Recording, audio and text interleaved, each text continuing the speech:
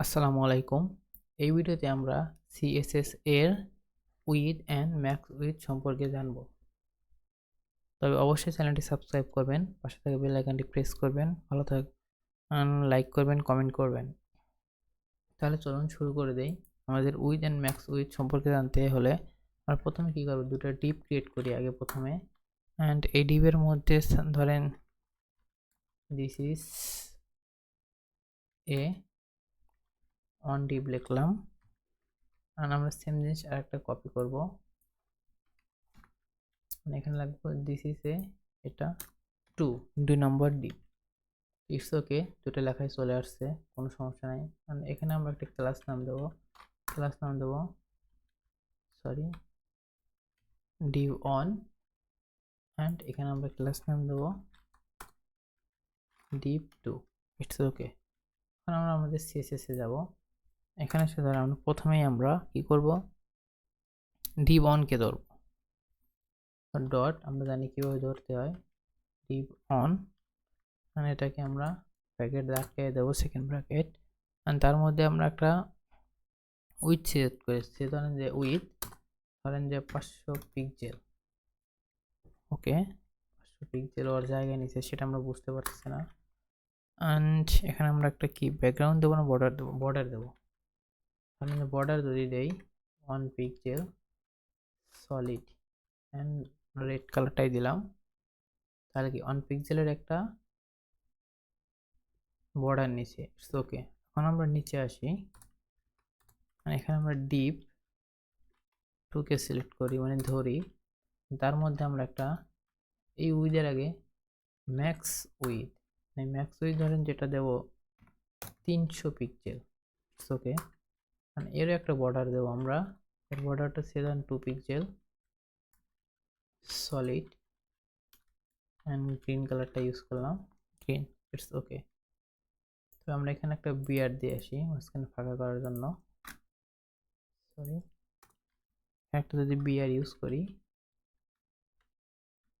তাহলে একটা গ্যাপ আসবে। ওকে, ইটস ওকে। এখন দেখেন এটা আমার অনেক জুম করা আছে, জুমটা ছোট করি অ্যান্ড একটু বড় করি। দেখেন আমরা কি করছি, CSS এ আসি। আমরা প্রথমটা রেডি বনে আমরা দিছি হচ্ছে উইথ 500 পিক্সেল, ঠিক আছে, ওর 500 পিক্সেল জায়গা নিচ্ছে।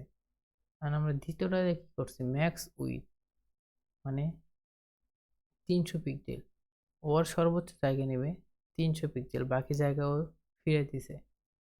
তো ফাঁকা করে রাখছে, সেটা বোঝার জন্য যদি আমরা এইখানে মার্জিন ইউজ করি, সরি মার্জিন, মানে এখানে আমরা মার্জিন যদি অটো ইউজ করি, তাহলে দেখেন দুটো পাশাপাশি মাঝখানে দুই পাশে থেকে জায়গা ছেড়ে দিছে অ্যান্ড মাঝখানে ওনার জায়গাটা নিয়ে রাখছে।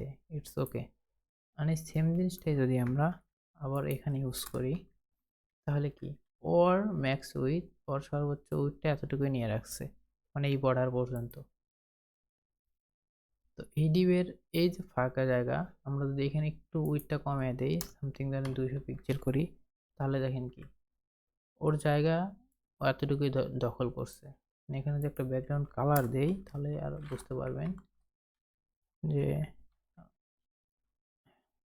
একটু গ্রে কালারের মধ্যে একটা কালার দিলাম, দেখেন ব্যাকগ্রাউন্ড কালার কি ওর যতটুকু এরও জায়গা ও শুধু ততটুকুই কালার ইউজ করছে, এ পাশ দিয়ে কিন্তু করে নাই।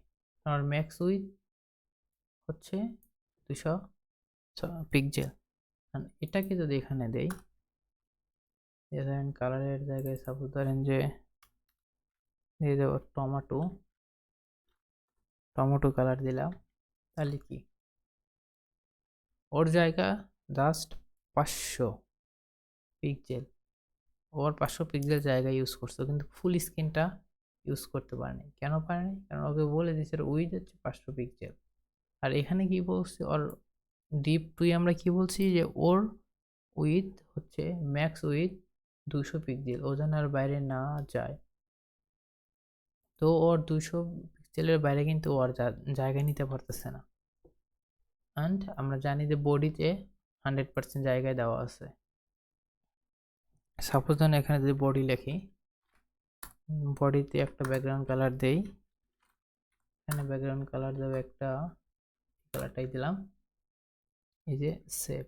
তাহলে দেখেন ওর বডিতে কতটুকু জায়গা ছেড়ে দিছে, জাস্ট এই ডিপটাতে আমরা যত কিছু রাখি না কেন, ধরেন যে এখানে আমরা রাখলাম, কারণ যেখানে আমরা যত প্যারাগ্রাফই রাখি বা যেটাই রাখি, দেখেন ও এই ডিবে মানে এই জায়গার বাইরে আর যেতে পারবে না, আর ম্যাক্স উইথ এতটুকুই, ও শুধু line by line line by line আসবে, কিন্তু এর বাইরে যেতে পারবে না। সাপোজ এখানে যদি আমরা আরেকটা জিনিস দেখি, তো পি ট্যাগ দিই অ্যান্ড লরিয়ামের যদি এই প্যারাগ্রাফটা নেই, তাহলে কি দেখলেন, পি একটা ব্লক ট্যাগ, কিন্তু এই ট্যাগের মধ্যে এটার বাইরে আর যেতে পারতেছে না।